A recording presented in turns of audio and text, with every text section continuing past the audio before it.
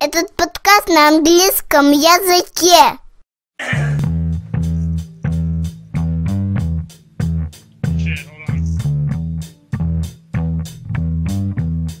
Guten Abend, ich bin Sergei Galonkin auf Kiew. Das ist der Podcast von der Seite galonkin.com. Guten Abend, es freut mich sehr, Sie zu hören. Und guten Abend, das ist fantastisch, alle Leute hier zu haben. Und Matthias? Das habt ihr drei wirklich wunderbar gemacht. Окей. Nothing the last. Я думаю, мы сейчас потеряли половину аудитории сразу, сходу. Может быть, мы приобрели. Да, мы приобрели, но очень специфическую. Фанатов немецких фильмов. Это подкаст сайта galonkin.com. У нас в гостях сегодня Маттиас Кемпке из Daedalic и я, Сергей Галенкин, Михаил Климов и... Михаил Климов и Сергей Кузьмин. Да, они решили поменяться в этот раз. Маттиас Кемпке любезно согласился провести сегодня с нами подкаст. Он работает в студии Daedalic в должности креатив-директор проекта The Night of the Rabbit, который он разрабатывает последние 18 где-то месяцев, то есть получается 1,5 года. До этого он был инди-разработчиком и сделал 2 игры самостоятельно вместе с американским другим партнером. В смысле, человеком, то есть их всего было 2, которые работали над играми. Соответственно, мы его вытащили как человека, который был и инди совершенно таким человеком-одиночкой, и внутри команды в рамках уже существующей студии, чтобы сравнить его опыт, ну и вообще попытать на тему сюжета, истории, важности сюжета, там, текста, не текста в играх и так далее. И, наверное, начнем мы с истории Маттиаса в роли инди-разработчика. Мы знаем, что он делал 2 игры на флеше вместе со своим партнером. Причем первую игру, насколько мне известно, он делал сам. Ее даже можно поиграть бесплатно на сайте. Я дам ссылку в комментариях. Вот мы раньше общались с русским разработчиком, который делал игры самостоятельно и, по-моему, чуть ли не на флеше. Ну, не на флеше. И интересно сравнить опыт вообще, как человек может делать игры в одиночку в Германии и в средней полосе России. My experience is a little bit different, simply because when I started out, I had to do things on my own, simply because I had no way of getting someone else to work for me. And the interesting thing is that before starting the game, I was simply a fan of adventure games, and I was drawing from time to time, and I was also writing from time to time. So at one point I was thinking about that might be really interesting to bring these things together to tell an interactive story. And it was more like a coincidence that an American friend of mine who I knew over the internet, and he was also a big adventure fan, that's how we met like 7 years before I started making adventure games, and he started making his own engine, and I promised him that if he finished his engine I would make a game with it. So once this engine was finished, I simply sat down and started working on it. And after 1.5 years doing that next to university, I was actually done. And I released it for free. And so I never made any money from that.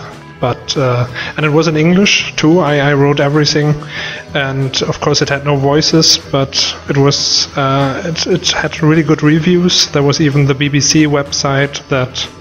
On a cultural blog for the BBC, they wrote that, as I claimed, it was an adventure game short story, that this is actually a short story, and that they really liked it. And that's really boosting you in a way, because you start to realize that you can do stuff. But I never made any cent, not 1 cent from it. I simply made people happy for free. And so and after that we continued the story with a bigger indie game, and that we actually sold, but we didn't even break even on the production yet. My friend who made the engine and I did the game together, and he financed it, but we had no marketing. We got really good reviews for an indie game at adventuregamers.com and so on, but actually no one really knows that the game exists. So maybe in 2 years we'll break even. And so I had to work alone on the first game. It was more like a secret; nobody knew about it. And I just told people there's a game, it will be finished. And after 1.5 years, everyone thought I was crazy, but it was actually done. And then I had my friend to work with on the second game, and my brother contributed some animations and designs. But it was always me sitting at home, and I had only some contacts via Skype. So I always longed to work with a bigger team. So I didn't have to do everything on my own. Скажи, пожалуйста, то есть ты делал все сам? Ты сам писал сценарий, ты сам рисовал графику, ты сам занимался построением сцен, то есть вообще больше никто ничем не занимался к проекту, только ты все делал? Yes, the first game I completely did on my own. The only thing I did not do was making the music. And because I unfortunately can't do music, I'm really sad about that, because when you realize you can do a lot of stuff on your own, even though the animations don't look that great, you really long for making your own music, because that's such an important part. But yes, it's animation, drawing, colorizing the backgrounds, scripting, which is a big part of the whole thing. So nowadays when I work with scripters, I know their pain. Of course, they don't believe me, but... Я хотел спросить, то есть, Маттиас, ты все время сидел это время дома, и ты сам сказал, что не заработал на первой игре денег, а вторая игра тоже до сих пор не окупилась. У тебя была какая-то дополнительная работа, или ты просто проедал старые сбережения? The first game I did during university, so I had a student job, like I was working in telephone banking, and I was doing stuff for university and so on. So yeah, I was basically working for university, working for money, and working for the game. So that was a lot of work. The second game was a really long game. That was not an adventure game, short story. It's a really long adventure game, and for that I hadn't finished university yet, so I took off 1.5 years. I just wanted to take 2 semesters off, so 1 year, but it became, of course, 1.5 years.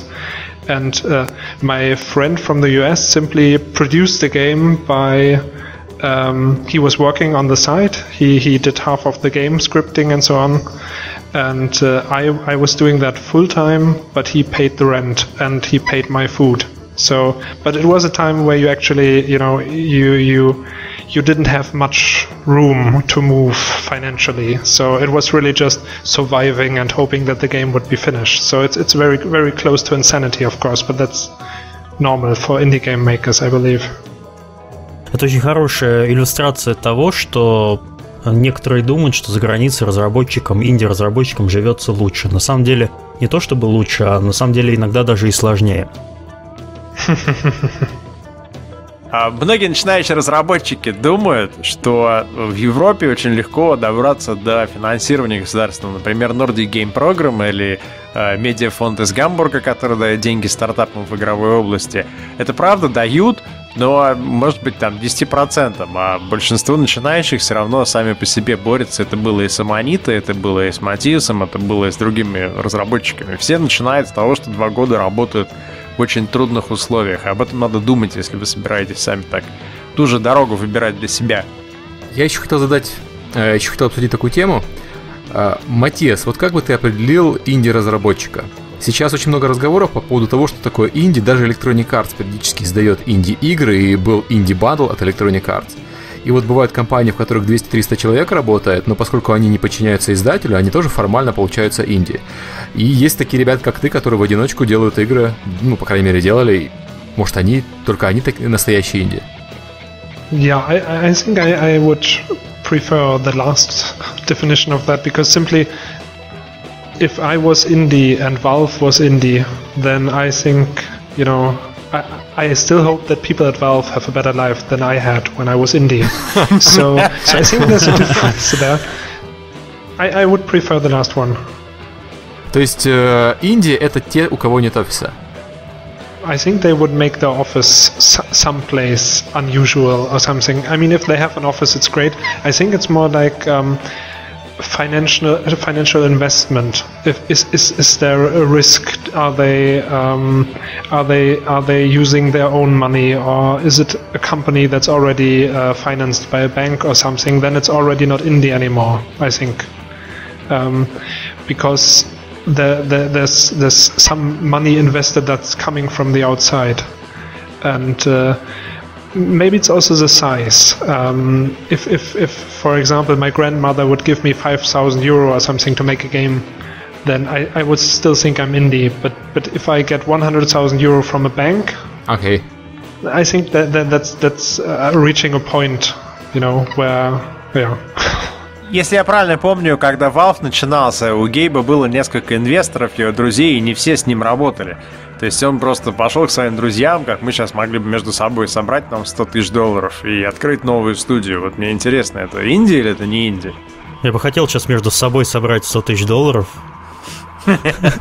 По друзьям, я думаю, мы соберем. Я думаю, что у нас много друзей, особенно на Фейсбуке. По френдам в Фейсбуке и по комментаторам. То есть, чтобы написать комментарий к подкасту, нужно заплатить $5 с сегодняшнего дня. Придумали монетизацию, наконец-то.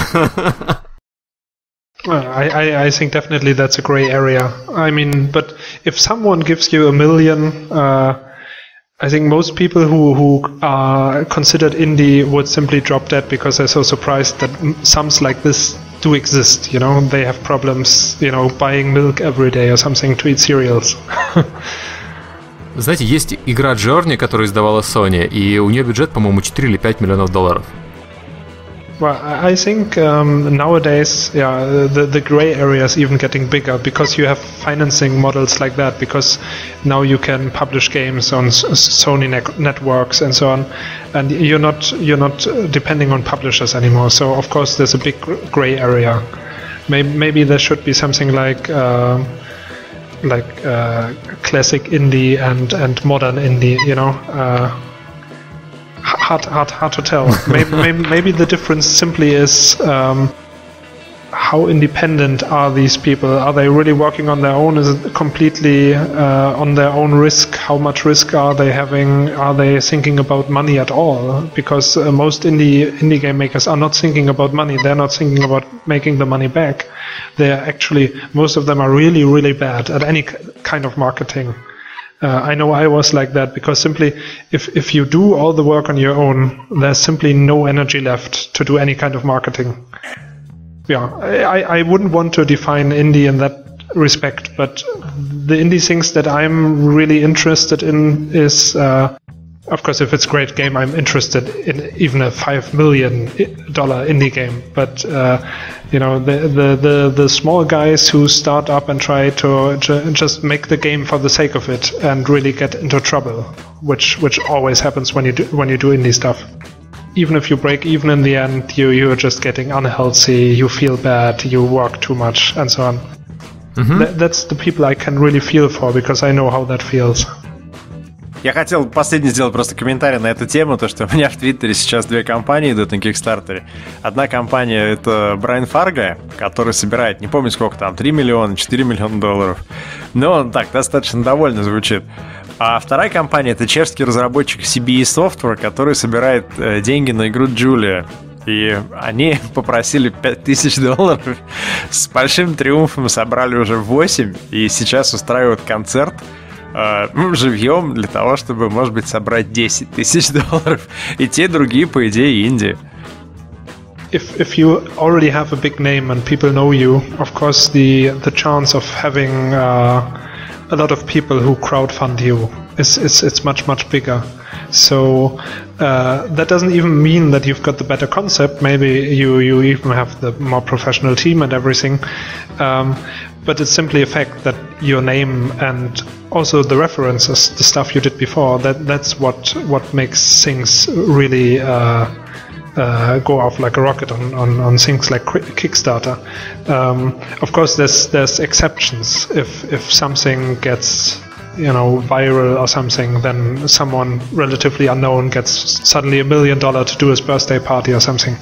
For me, it was a little bit similar because I published my first game for free, simply because I wanted people to play it, and I thought it's a pain in the ass to do the marketing, so let's see where this goes.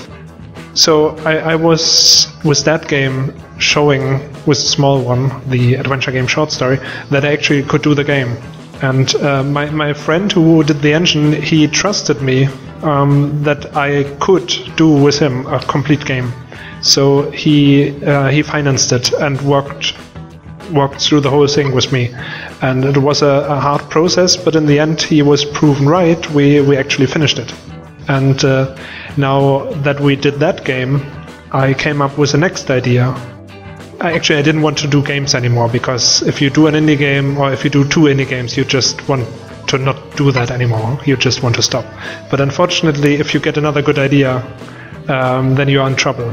And because you know now it's starting again, and because I knew Daedalic existed and I liked their games, I simply went there and approached them. And my last game before that, the bigger indie adventure, had already good reviews at adventuregamers.com and so on. So they were pretty impressed. So it was actually the name and the references to work you did that gets the attention of others, and thereby you only get the possibilities of being funded, or of your game being, like with the Night of the Rabbit that we're doing right now, being nurtured by a company like Daedalic. So maybe at one point, we can only hope, I could also say on Kickstarter, okay, let's kickstart this project, and people will remember, oh, that's the guy who did two big games and a small one. So I hope I can profit from that maybe in the future, although that was never the plan. But yeah, I can definitely see where the difference is. По сути дела, ты сейчас предложил объяснение тому объяснению, вернее, той теории, которую люди обсуждали в комментариях к предыдущему подкасту. Это зачем разработчик делает первую игру, и нужно ли ему искать деньги, или ему нужно искать славы. Ты сделал небольшую игру, тебя заметили, ты сделал большую игру, если бы не сделал маленькую, тебе бы не дали деньги, бюджет и команду на большую игру. Ты сейчас делаешь 1-2 большие игры, и после этого ты сможешь уже пойти и, например, сделать краудфандинг, и люди уже будут знать, это тот парень, который сделал уже хорошие нормальные игры, мы ему доверяем, мы ему готовы дать денег. И так в какой-то момент ты доберешься до того, что ты уже там будешь полностью свободен.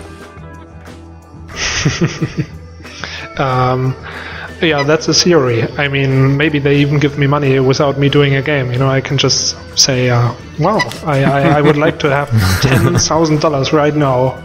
Can you help me make the stream come true? But the other thing is, of course, it's a possibility, and it's also a possibility to do that within a company context. If I'm at Daedalic, maybe there's companies like Double Fine who do Kickstarter stuff and so on.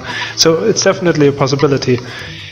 But as someone who did an indie game and also did a very exhausting, now not indie game anymore, the question always is, do I want to make another game at all? You always have to ask yourself that. There's also the possibility of simply becoming a dialogue writer, or simply helping people to work out their stories, or to help project leads and so on. Because that's all the stuff you learn a lot when you're indie, but you also learn that there's when you are at a company, you don't do everything yourself. You do a lot, but that also means that you can work in a specific position, and that might be a little less stressful. So, but it's always depending on the circumstance, and of course also depending on how the Night of the Rabbit will do. If people like it, maybe that will boost the motivation again. So, let's see. Окей, давайте поговорим теперь про квесты и про истории в играх. На мой взгляд, квесты ближе всего к книгам и кино по нарративным инструментам, потому что квесты, по сути, это родоначальники вот того самого интерактивного кино, в которое превратился у нас The Walking Dead или Heavy Rain. Есть ли в квестах какие-то элементы, которых нет в кино или играх, которые можно считать чисто игровыми? Какие-то элементы для рассказывания историй? There's one thing that games can do that books and movies cannot do, because maybe it sounds very simple, but it's even if your game is linear, it can consist of a lot of exploration.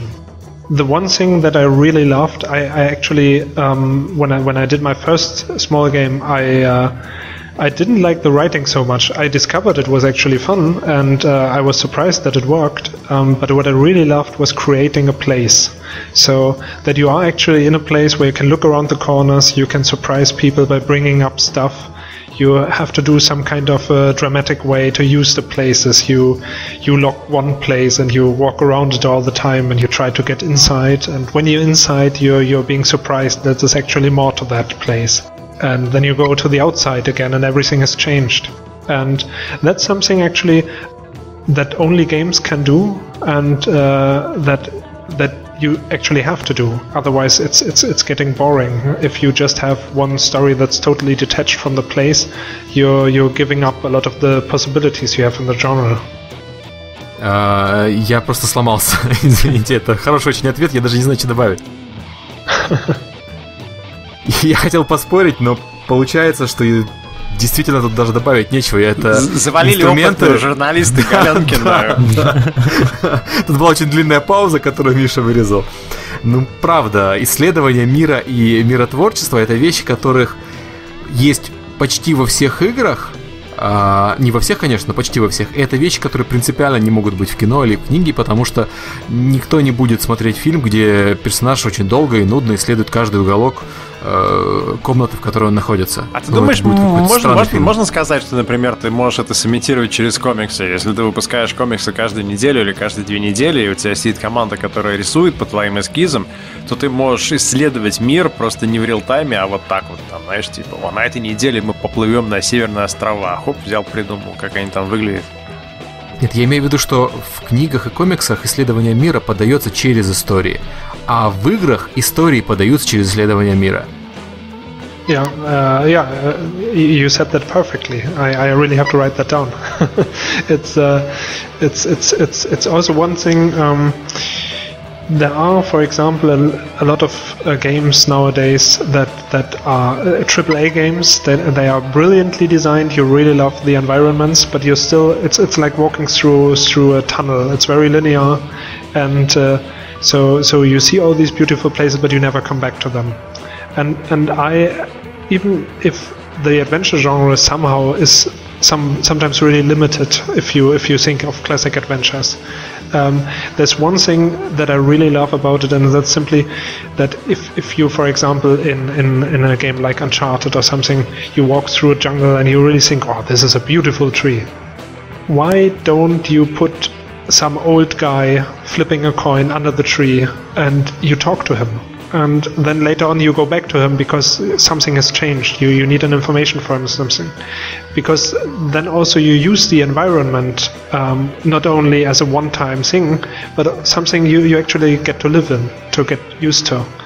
And I think I simply learned that from the LucasArts classics, because I was a very, very big fan when it first came out already of Monkey Island 1 and 2, and when it came out Monkey Island 3.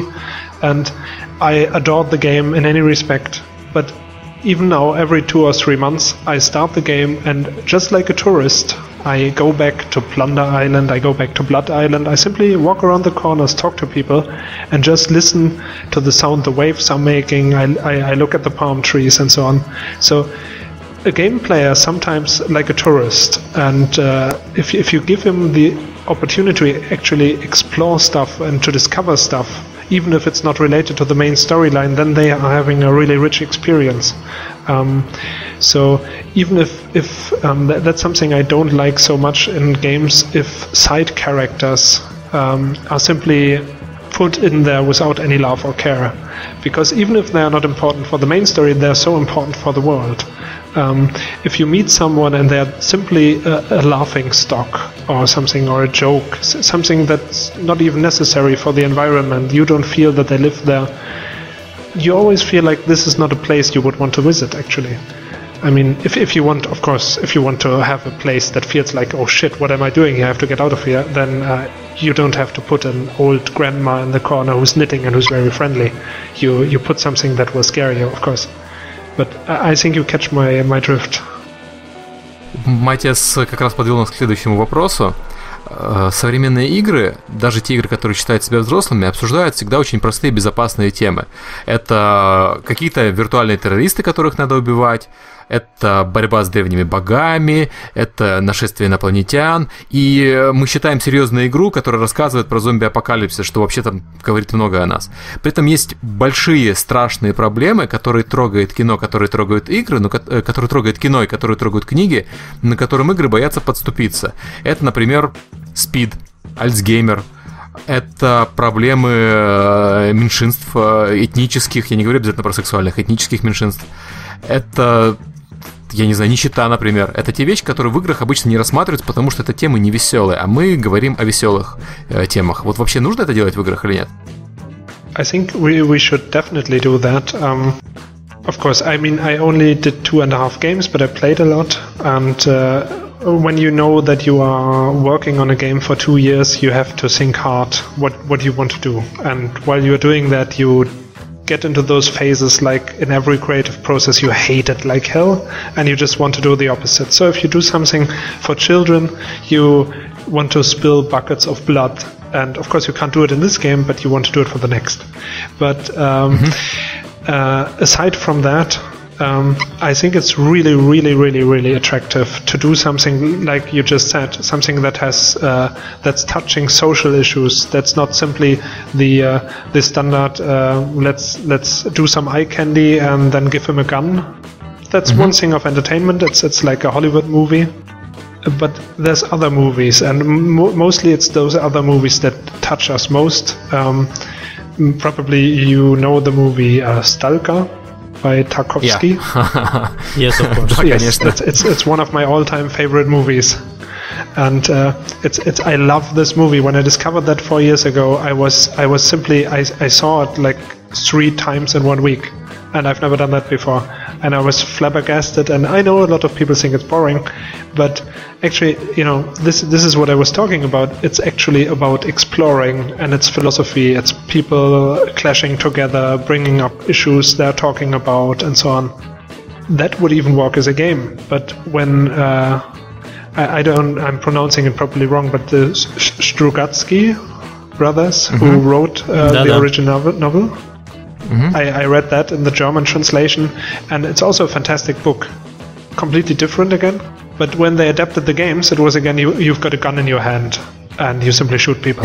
And it's like I like gun games sometimes, but it's so far away from what you could do with the material. But I think the basic question, and then again, I think that's maybe where we can actually differentiate between classic indie and real indie, modern indie. I mean, expensive indie. You know, the $5 million indie. The $5 million indie is a good term. Yeah, the $5 million indie probably wouldn't do a proper version without guns, simply because they would be too afraid that they won't get the $5 million back. But if you actually invest only something like $5,000 or $10,000. There will be an audience definitely who does that, and mostly it's the small games who do that, which do that. Like let me think, just a second. Like for example, Journey, which I have to play. I didn't get to play it yet simply because I was working all the time, but it's an emotional experience, and it even connects players from different parts of the globe into one story, and it's you don't carry a gun, and it's a small production but really successful, and it's you're definitely right. I think the more of the standard terrorist type games you get, the more you are longing for something else. And I think mostly it's the big companies that don't dare to actually do something different. The S.T.A.L.K.E.R movie would not have come from Disney nowadays, of course. But maybe they do. Yeah, they would be dancing in stuff, you know, and singing and stuff like that. Yeah, I mean, maybe they come up with a good new Star Wars movie, because that has always been popcorn, although it has been better in the past. But yes. But did that answer your question at all? Да. Я хотел добавить, что помните, если 2 недели назад я дочитал книжку под названием «Зона», написанную великим современным писателем британским Джоффом Дайером, и вся книжка посвящена фильму «Сталкер».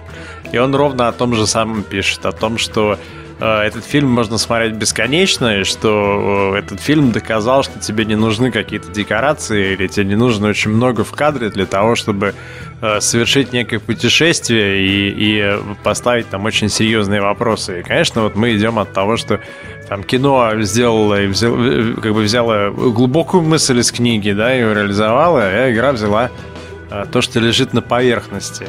Мир. Собственно, она взяла мир, на самом деле, если мы говорим про миры, игра взяла только мир. И способ его самое простое исследование, то есть пиф-паф. С пушкой, вот. Да. Да. Yeah, that sounds great. I definitely want to read that. It's Возможно, тогда тебе нужно будет подумать над тем, чтобы сделать игру по другому фильму Тарковского, который называется «Солярис», и который существует в 2 инкарнациях. Есть Содерберговский фильм, который с Джорджем Клуни, и он более поверхностный. Как раз он скорее сделан как игра. Есть некий сеттинг, там музыка, мелодия. И есть фильм Тарковского, который гораздо глубже и интереснее вдруг. И оба не имеют отношения к книге. Да, оба не имеют отношения к книге. И вот интересный вопрос. Не знаю, Серега и Миша, вам какие идеи приходят в голову, когда, например, вы прочитали бы, что выходит новая игра по фильму «Солярис» или по книге «Солярис»? Я бы очень боялся, что это будет классический квест, потому что и по Солярису, мне кажется, надо делать не квест. Надо делать шутер. Мне кажется, Солярис — это игра исследования должна быть. Это должен быть что-то анабиоза, наверное, но без противников. Как Карев говорил, что они думали анабиоз сделать без противников. Вот мне кажется, Солярис должен быть такой. Мне немножко вспоминается Another World, была такая отличная игра. Супер была игра. Ты вот что-то в этом роде. Она сегодня на Steam вышла, кстати. Anniversary Edition, да. А мне почему-то показалось сразу, да, что я себя прочитал про Солярис, то это были бы комнаты, в комнатах были бы спрятаны предметы, нужно было бы кликать там отверткой на ручки дверные или еще на что-то. И, короче, обычно такая хинея, ничего особого. Space Quest с Роджером Вилко, что-то в этом роде. Да. Matthias, to summarize, have you seen a movie Solaris? Yes. So there are two... The original one or... Yeah, there's one... 2 versions. Okay. The one that's 40 years old, that's from Tarkovsky, and then there is the one from Soderbergh, and then there is the book. And the writer of the book was pissed at Tarkovsky for not portraying what he put into the book, because the book, in his opinion, was all about religion and whether or not God exists and whether or not if God existed, a human could even begin a conversation with the God. And then Tarkovsky took this around and he made it about the personal tragedy and the memory and the personality and humanity. What does it mean to be human, to love, and so on. And then Soderbergh did something very modern. There is an atmosphere, there is the train, the music, the woman, and that's pretty much it. So it's a different take. And we were discussing, what would you think if you read in the news that there is a game based on Solaris that's being announced? What kind of game do you think it will be? I think, aside from the zombie and the blood and the splatter, it's already Dead Space. It's because except for the Doom factor, but this is a major spoiler. Don't listen for the next 5 seconds. But there's the main thing is memories become alive, and of course it's all due to this strange cosmic thingy. And probably you would get a gun, of course, and then bad memories come alive. It's unfortunately, it's a perfect example, because it's the average game, AAA game that could come out of Solaris or that we would expect is exactly the same thing that came out of S.T.A.L.K.E.R. It's Маттиас, вы играли в игру «Анабиоз» украинской фирмы Action Forms? Они сделали историю про замороженный корабль, который потерпел катастрофу, и главный герой пытается разобраться, что случилось. И они хотели делать ее без оружия, хотели делать ее исследовательской, про исследование мира и спасение его, но без стрельбы и без противников. Но издатель в итоге настоял, чтобы они сделали со стрельбой, и стрельбы, в принципе, там не так уж много, но игра, к сожалению, провалилась. Unfortunately not. И дело в том, что когда мы с Карием разговаривали по поводу анабиоза, люди, которые помнят анабиоз, они очень хорошо о нем вспоминают. Но когда мы открыли Metacritic, мы видели, что оценка там в районе 60 с копейками, не помню, 67-64%. И удивительно, что есть уже два четких сегмента прессы. Одни люди поняли, что это за игра, они пишут про атмосферу, про историю, про сюжет, про то, что это замечательно и мало кто такое делал. И другая пресса, она пишет про то, что это говношутер. И, обидно было слышать, потому что Карев-то не хотел делать шутер. Он не виноват, что его игру продавали как шутер. Он сделал там piece of art, просто ему не дали дойти до конца. И как раз вот, возможно, если бы он был инди в тот момент, он бы дошел до конца, он не сделал бы никакой пушки и правильно бы позиционировал этот проект, продал бы там 1 миллион копий как Амнезии, был бы сейчас счастлив и делал бы сиквел. Of course, ironically, the perfect example, but I would be really, really curious to just, go to an alternate universe to find out how many units the game would have sold without first-person shooter elements. Because I wish it would sell really, really well because it's so good. And then on the other hand, I'm really scared that even though it would be the better game because they're actually fulfilling their own vision that they have with exploring and so on. Yeah, but I'm not sure if the general audience or the mass market would actually like or buy that. I mean, the thing is, if you have something like Telltale's Walking Dead now, it's really nice that this is so successful. I just hope it would work with a concept that's similar without zombies and without any guns in it. Although it's not a first-person shooter, it still has elements of horror, of violence. I'm not against in games and in movies against violence, but if it's about the atmosphere, what you were talking about earlier, like minorities that are being depicted as characters, the friction between characters, social stories, hot topics, and so on. I wish so much that would sell, because actually then games would actually be, there would be a social component in it, a social layer to it, because we would actually learn something for real life. Because usually that's what makes good books and really good movies so interesting, that they tell you something about yourself. And although Walking Dead is brilliant, probably maybe it doesn't tell you so much about yourself as if you would read a book about someone who tries to go through the zombies, because in a book you can't write all the time like, and then this happened and that happened. Not all the time. You would have to learn a lot about how the characters develop. But maybe it's a good entrance into the field of bringing characters to the front and making the game more about the stories, simply because it's a bridge between horror, guns, zombies, which we already had in the past, into a future where storytelling is in the foreground. Я еще хотел по поводу сторителлинга вот такую вещь сказать. Как правило, в кино и в многих играх у нас есть управляемый нарратив, то есть игра ведет игрока по сюжету, который она хочет рассказать. Но с другой стороны, у нас есть игры, где нарратив динамический и создается, по сути, самим игроком. Я уже говорил когда-то про PlayStation 13. Другие примеры, например, Майнкрафт, игры или DayZ. Игры, в которых тебе дается только песочница, по сути, а историю ты делаешь сам, и ты, и другие игроки. И вот то, что Маттиас сказал, что игры, они про миры и изучение истории через миры, возможно, нам не стоит вообще париться по поводу истории и просто делать хорошие миры? I think that's a really interesting thought, and although I'm the writer for a game right now, as I said, I started and I still do it in this game with the motivation of making an explorable world. And so if you would right now offer me this opportunity, okay, Matt, come on, let's do an explorable world. That's fantastic. Without any direct storytelling, I would say, okay, where do I have to sign? So I definitely see that as something really positive. But of course, sometimes it's a little hard to see what people find interesting or find meaningful when you just look at what has been done before. Because if you are, for example, a Hollywood executive, or you are working as a really big publisher, you usually look at the games that have been done before. But I think what we really have to do is look not onto a screen, which sometimes helps if you use Wikipedia or do your own research, but look out of the window, or better even go outside and look what you're having fun with. Because if I stroll through the woods and I look at stuff, there's really excitement coming up, even though there's no direct story involved.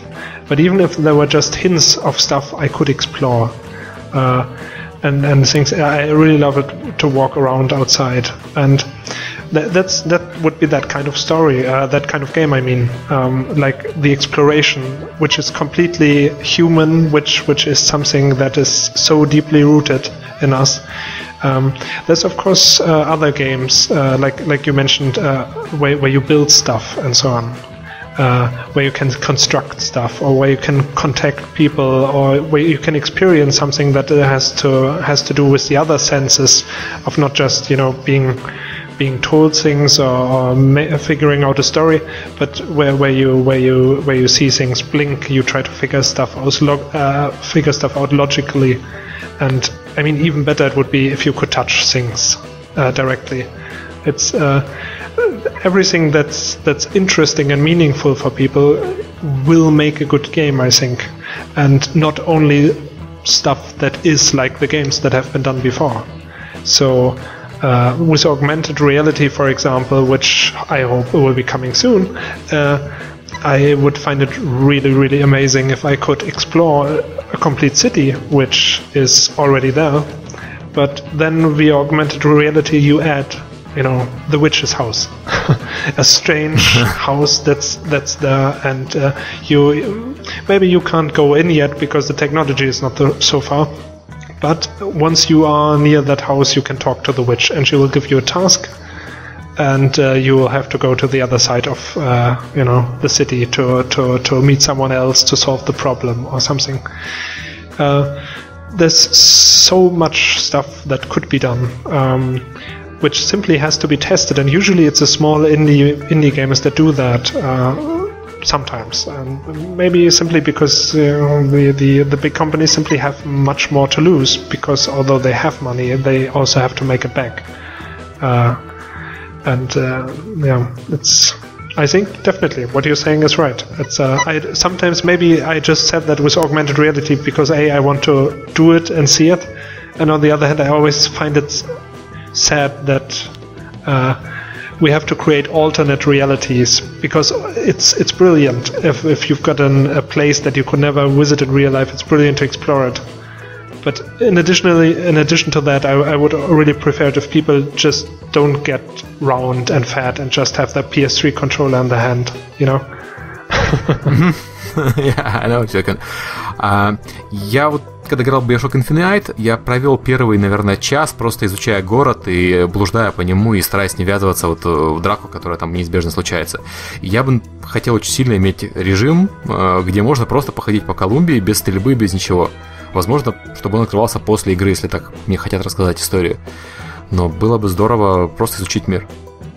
As a big fan of Red Dead Redemption, and I have to say sometimes I enjoy shooting people, but definitely I would, I'm signing what you said there. Definitely, it's also so easy to just make it a shooter. I mean, of course, those people are working hard, and it's hard to make a shooter. It's maybe I don't know, how does this work in Russia? Are we allowed to make jokes about porn? Yeah. Violence and pornography are very closely related. If every movie has a porn scene in it, or every movie would just be about erotic things, and your senses, your libido is being tingled all the time, it would get pretty dull. You wouldn't be interested in those things anymore, because they're starting to become meaningless. And so usually it's a shooter every half a year or something like that is definitely good, just like a Western. But if you just if you just see Westerns all the time, it's probably going to get boring. So it's good that there's a lot of shooters out there, but it would be good and even better for the shooters, because they would become not mainstream or just standard, but they would become special, because it's not the only thing out there. If you had alternatives, like you were saying, pure exploration and so on, and then you can actually choose, do I want to do this or do I want to do that? Do I pick up this game or do I pick up the other game? And I just hope that those steps are being done also by AAA titles, like make Bioshock Infinite without shooting in the future, simply to make a point, and hopefully it will sell, and hopefully we'll then get to the point where stories are important, although Bioshock Infinite probably has a really good story, but where they are the most important element, and the exploring, you and the world, and maybe not even a story, but and I would hope really that it sells, but that's the point. I'm not really sure, but as you say, then if that is started, if that happens, then we'll also get away from the zombies, we will also get away from the very fantastic, and maybe we'll learn that real life and the cooperation, the contact, the problems between real humans, between minorities, and so on, which exist in real life, are something really entertaining. Then, and people can discover that, and not entertaining in the sense of I look at it and I like it when people argue, but in the sense of I like to interact in that, because that I don't want to sound preachy, but in the ideal case, you play a game and then you go through real life and you have learned something from it, because that's how it works with good books and good movies. So if you play something with like Journey, you realize that people have to depend on each other, and that Journey can bring together people who haven't been connected before, and like it's actually happening in the game, and that this emotional attachment and the reliance you build up is real, and it would be real in real life. Of course, there could be situations where you end up with a gun in your hand in real life, and it's good to know where to shoot, so the other guy doesn't shoot you first. But it's not only that. Real life usually, hopefully, does not contain guns, because then it's also not so much fun as it is in games. That would be something else that might also be interesting. I'm talking like hell here, I know, but one thing that would be interesting is to make a shooter that's realistic, and then you play for 10 minutes and then the game destroys itself because you got shot in the head. I don't know. Yeah. And you spend 5 minutes just loading your gun and stuff like that. Yes. Давайте перейдем к вопросам, потому что мы Маттиаса уже гоняем час, и это...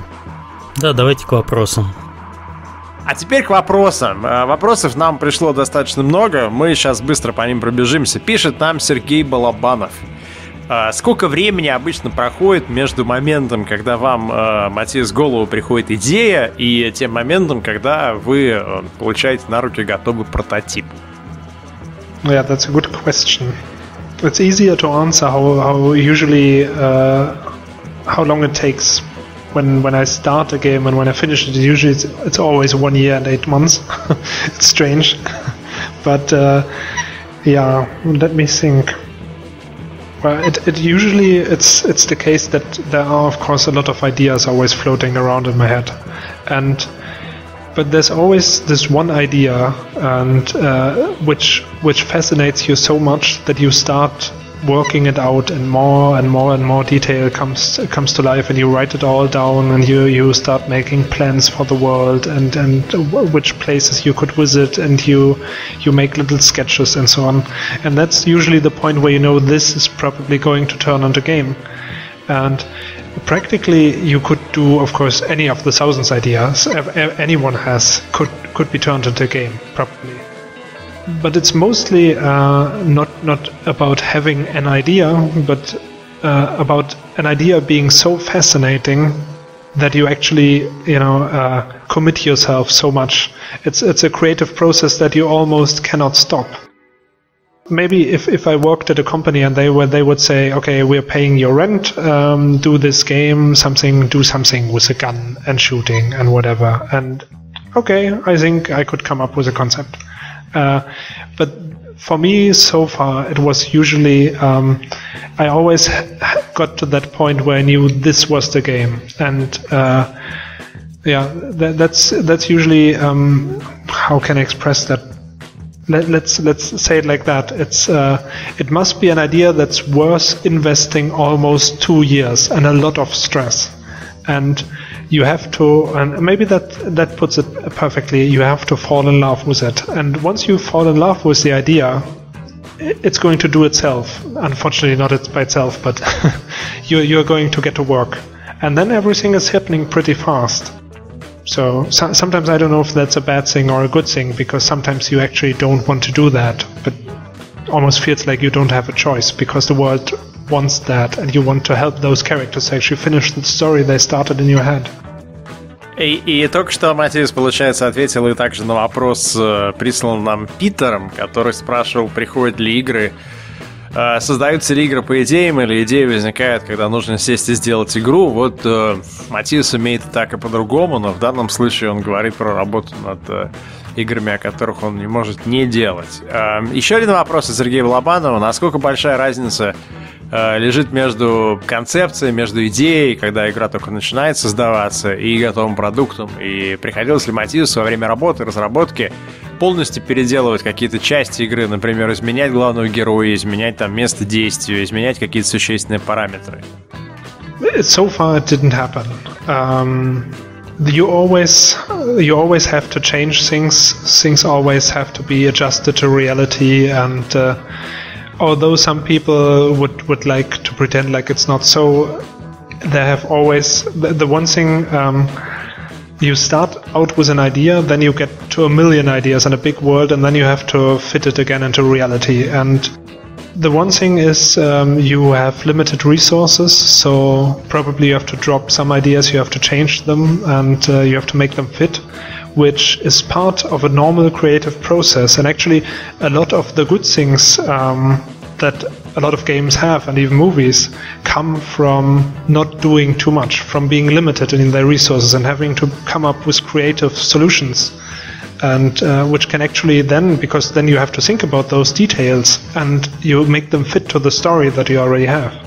So I actually, sometimes I really enjoy cutting things away. One other thing is that when you work with people, with a team, of course, if you're not so open for the ideas of others, you could become something of a control freak, and you could say, no, it has to be done my way. And probably that's also a good thing. To a certain degree, you have to do that. You always have to protect the integrity of the game.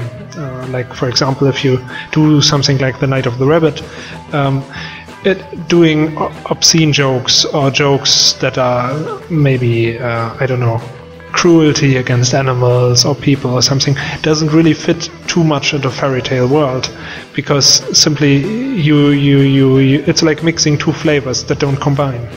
And a lot of people don't see that, and a lot of people, of course, always have bad ideas, so you have to avoid those. But on the other hand, if people are invested in your project and they come up with alternate ideas, they come up with their own ideas, and I always find that, and I always use that while we're doing the project, it's a really magical process. That's really magic, because you see your own story, your own theory coming to life, and it's different from what you expected. I'm not talking about technical shortcomings or something; those are always sad and suck. But if you get details that you hadn't expected, if you find traits someone else found for you, and you think, yes, that fits into the world, and it even happens during the recording of the dialogue, because when I write the dialogue, I think, of course, this is probably good, and then comes a voice actor who's never, of course, what you expected. I mean, if it's bad, that's a bad thing. But if it's good, and usually it is, so if it's a professional actor and he's going in the right direction, he's going to give your character for the first time ever a voice. And he's going to do all your lines, to tell you the story like you are hearing it for the first time. And you learn a lot while recording of how much freedom they should have and how much you should have them stick to what you think. But most of the time it really happens that you get something different than you expected. A little bit different, but in a good way. So it's always a little bit different, but if everything works out well and you're careful, it can be definitely better than you started out with. And that's something I really came to like, because maybe it's not a coincidence, maybe it's also hard work, but if you are open for these new things, everything can actually be better, even if it's shorter, even if it's different, or even if it's bigger in other parts that others like better. И следующий вопрос, я сразу объединю тогда два вопроса. Сколько художников работает сейчас над твоим текущим проектом The Night of the Rabbit, и насколько тебе трудно передавать им, ставить перед ними задачи? Грубо говоря, ты видишь у себя что-то в голове, у тебя какой-то мир есть, видение сцены, и затем тебе нужно, чтобы это все воплотилось, и насколько реально у тебя уходит много усилий на то, чтобы правильные вещи сделали. И похожий вопрос: трудно ли терпеть, когда ты работаешь в команде, каких-то других людей рядом с собой, дизайнеров, в данном случае, в твоем случае, может быть, это художники, которые что-то делают с придуманными тобой персонажами, и возможно, в какой-то момент тебе хочется просто их стукнуть в ухо, потому что там не так пошел персонаж, или не того размера уши у него, или глаза не тем цветом светятся. Вот ты в себе борешься с каким-то контрол-фриком, или ты, так сказать, там как-то в какой-то момент тебе стало легко после начала работы с командой, когда вы друг друга узнали и там поняли, что на самом деле вы не против, не боретесь, а вместе работаете над одной и той же идеей? Yeah, of course, the number of people who are working on the game always changes a little bit, because in the end right now it's the scripters who have to tie everything together. Only small corrections are being done on the graphics. And so right now it's about 8 people I'm working with. At high times it was something like 15. Average was 10, and there's a lot of animators there, and we, for example, we had a very gifted, talented character designer who's also a lead animator, Olga Andrienko, and that was a classic the classic situation, of course, because with the backgrounds it wasn't such a problem, because most of them I drew myself, so I could do what I want. But if it's about characters, then, or any other kind of thing, you need to have someone else do. It's really about communication skills. You really have to find a way to learn to communicate with people, and of course it's complicated to tell someone this is technically good, but it's not what we need. Some people tell me I'm too polite, and on the other hand, I think at least no one has run off yet, and we didn't get problems through that.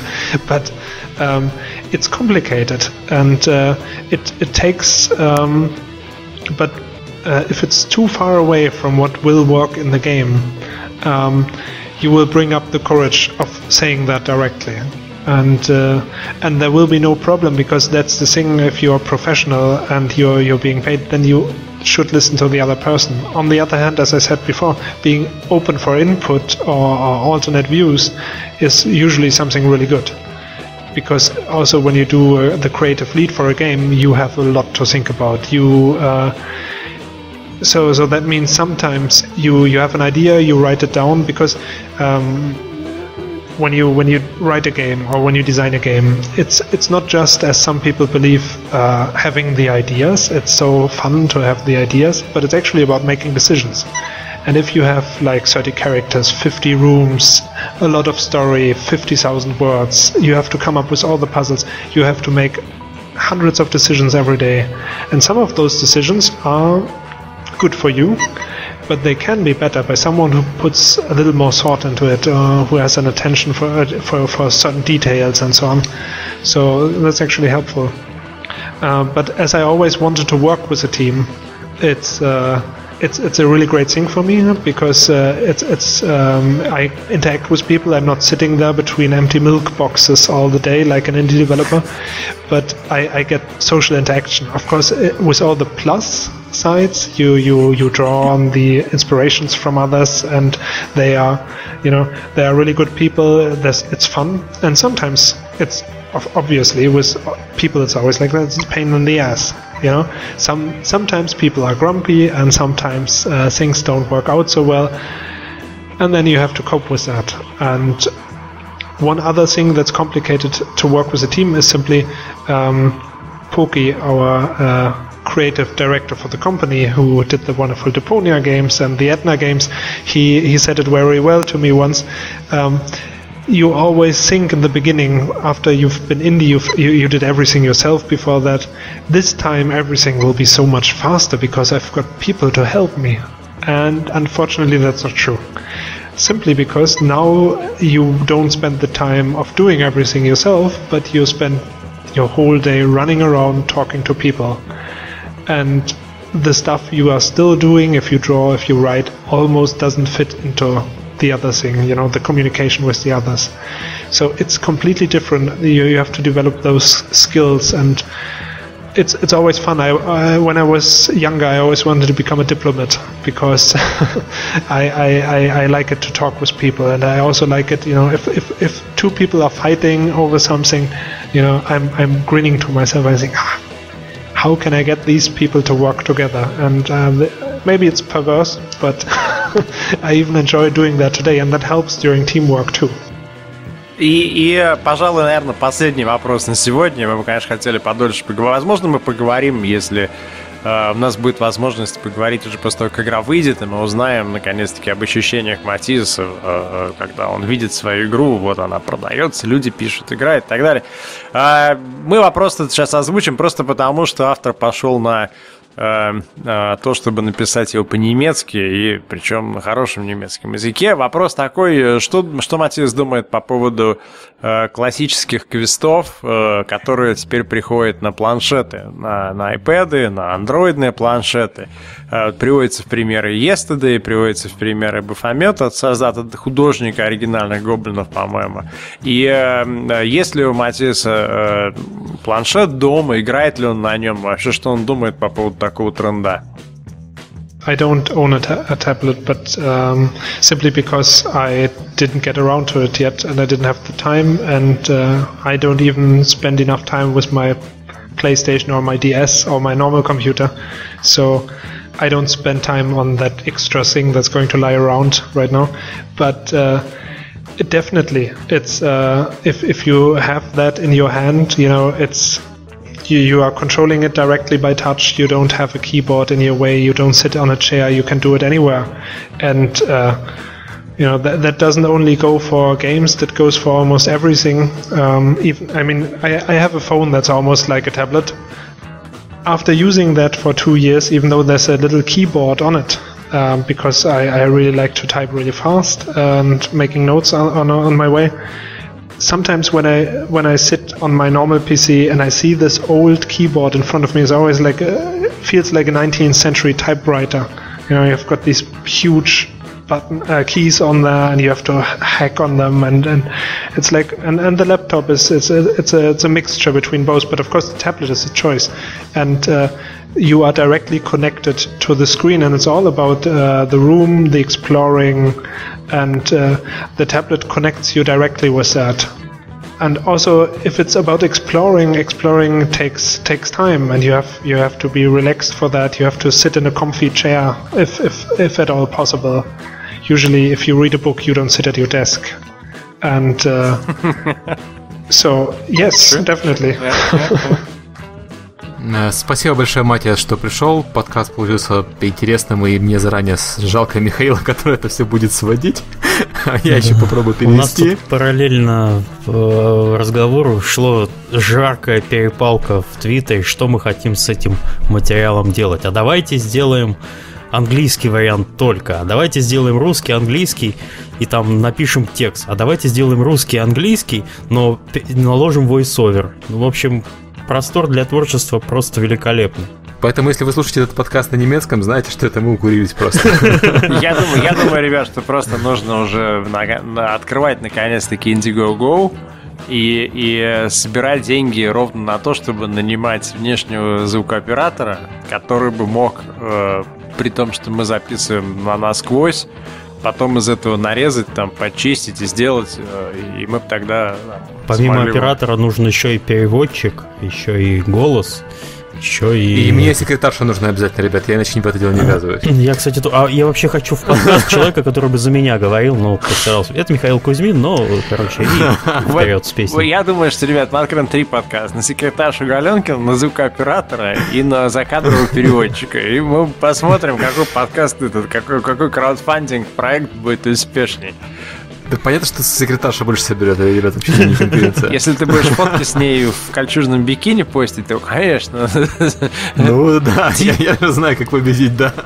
Tier 1 reward. Спасибо большое, Маттиасу. Да, спасибо. Пожелаем успеха с игрой, наверное. Mаттиас, thank you for your time. We wish you good luck with your game, The Night of Rabbit. And I hope... And we didn't take a lot of time of the time. So, yeah, danke für Ihre Zeit and auf Wiedersehen. Auf Wiedersehen und vielen thanks a lot for your interest and also your interesting questions and letting me talk for so long. That was really a lot of fun.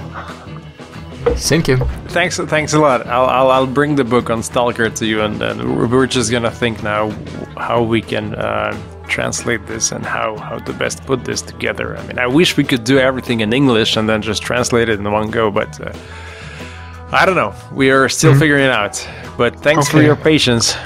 Yeah, thanks a lot too. Then see you soon and have a nice evening.